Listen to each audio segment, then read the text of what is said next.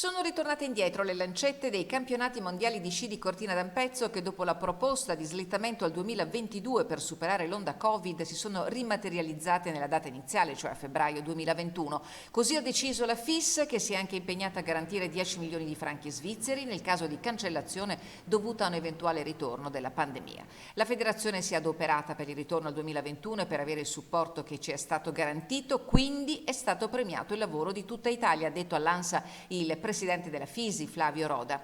La conferma dei mondiali al 2021 era una decisione nell'aria, tanto più alla luce delle difficoltà riscontrate nel calendario internazionale delle gare e per le rimostranze sempre più forti degli atleti. Noi siamo comunque pronti, commenta il sindaco di Cortina, Gianpietro Ghedina, soddisfatto della disponibilità della FIS a mettere sul piatto dei soldi in caso di cancellazione dell'evento causa Covid. Ed era stata proprio la situazione legata alla sicurezza sanitaria a spingere la FISI a formalizzare la proposta di slittamento dei mondiali. Ora Cortina deve accelerare, dovremo lavorare con flessibilità, spiega Ghedina, ma Cortina dimostrerà come sempre le sue grandi capacità organizzative. E sull'organizzazione si sofferma il presidente della Fondazione Cortina 2021, Alessandro Benetton. Con la nostra disponibilità a posticipare l'evento, commenta, volevamo dare il tempo a tutto il sistema locale, nazionale e internazionale per fare un capolavoro, ma saremo pronti in ogni caso, dimostrando che un mondiale può cambiare la storia di un territorio nonostante le avversità. I lavori sulle infrastrutture sportive concentrate nel comprensorio della Tofana sono addirittura d'arrivo,